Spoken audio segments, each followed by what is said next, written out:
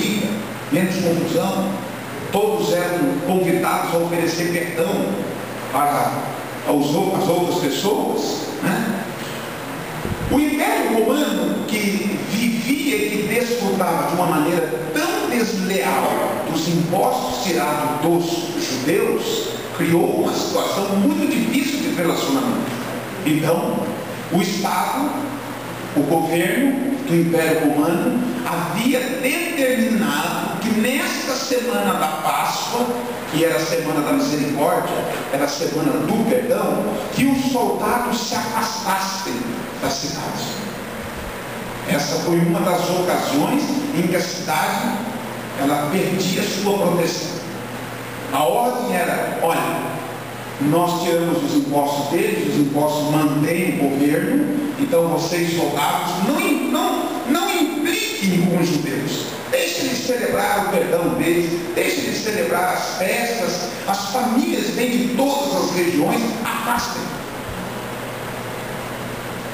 e deixa eles desta forma. Não faça nenhuma prisão, não pegue ninguém para frente, vamos nos afastar, vamos respeitar uma forma que os judeus, que os romanos encontraram para não interferir direta ou indiretamente na festa da Páscoa.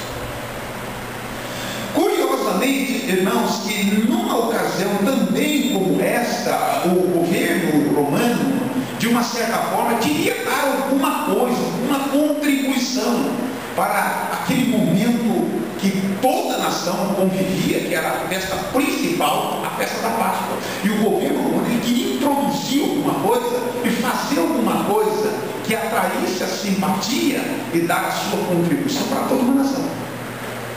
Então, o Império Romano, ele resolvia em ocasiões como esta, a escolha de como era a festa do perdão. O Estado também oferecia perdão para os presos, ou pelo menos para um dos presos, e colocava ele em liberdade. Era uma semana de um relacionamento assim, muito superficial entre o Estado e a religião, o Império e a nação romana. Era uma festa muito interessante. Nessa ocasião, soltar algum preso segundo a escolha do povo. Esse costume, evidentemente, que era um costume de invenção pagã. Isso partia dos romanos. Não era uma reivindicação da nação religiosa. Não havia nenhuma justiça nesse ato de soltar algum preso numa festa como aquela.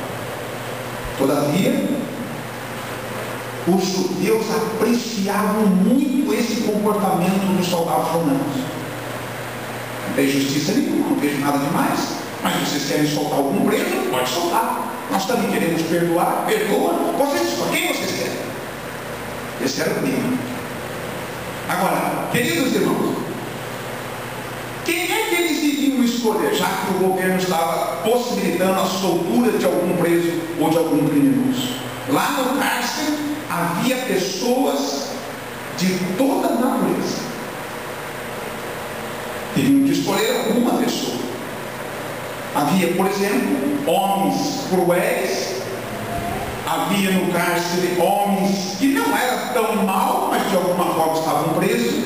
Havia homens também que estavam praticamente no final do cumprimento da sua sentença. Outros de bom comportamento. E, quem sabe, qualquer uma dessas pessoas, e principalmente aqueles que estavam no cumprimento final da sua pena, pudesse voltar a viver no convívio da sociedade.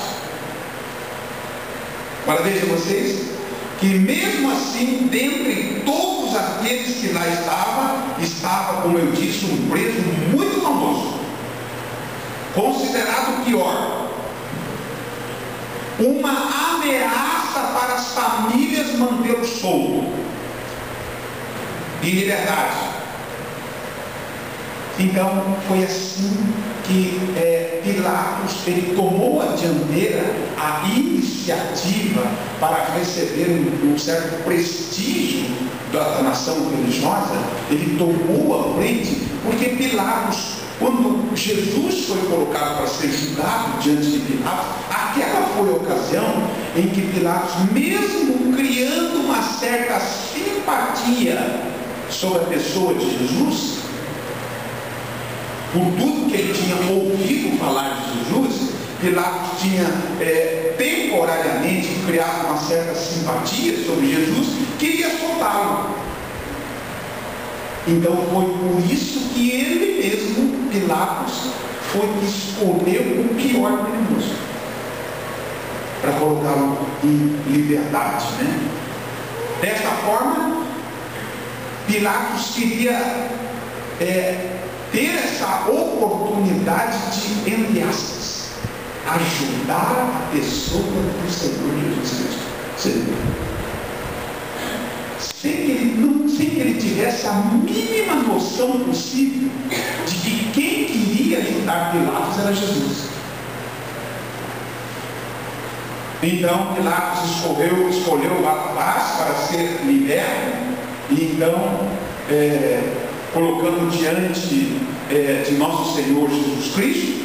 Com isso, ele entendia na possibilidade de que realmente, na hora que as pessoas tivessem que escolher, Jesus ali condenado ao cárcere, e agora Barrabás, pela mente de Pilatos, ele entendia que as pessoas iriam escolher Jesus, nunca Barrabás.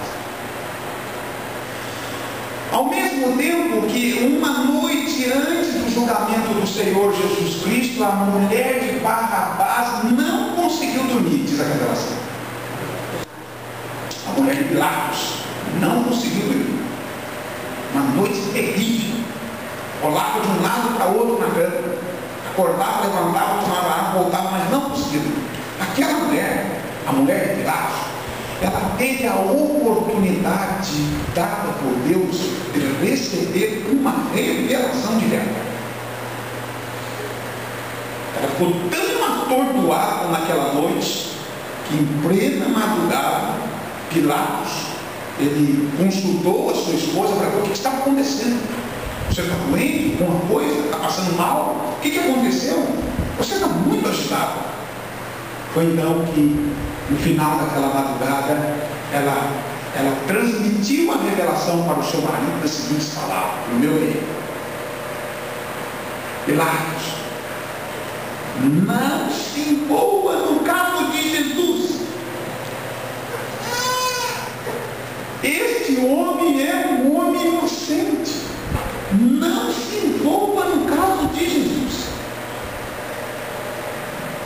Com a informação que veio da sua mulher e mais a sua vontade de alguma forma ajudar Jesus, foi que Pilatos resolveu escolher o pior. Vou ajudar, vou salvar. Vou botar um criminoso aqui dos piores. E assim eu vou dar uma ajuda para Jesus e não precisa soltar. Irmãos, Barrabás, como é apresentado na Bíblia, era um preso famoso, era um criminoso. Esse era o currículo dele: um homem rebelde e um assassino. Esse era o currículo de Barrabás. Além do mais, esse tipo de criminoso, no caso Barrabás, que era um criminoso político, ele, que numa certa ocasião, numa revolta, levando em consideração que Barrabás era filho de judeu, mas a vida e as coisas da vida havia desencaminhado o rapaz de Barrabás.